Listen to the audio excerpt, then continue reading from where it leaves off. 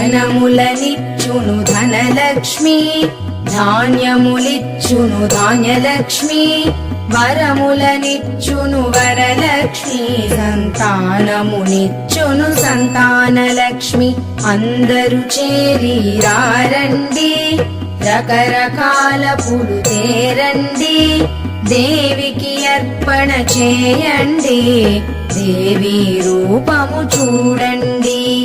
సాయంకాల సమయములో సంధ్యాదీపారాధనలో వచ్చును తల్లి మహాలక్ష్మి, వచ్చును తల్లి వరలక్ష్మి.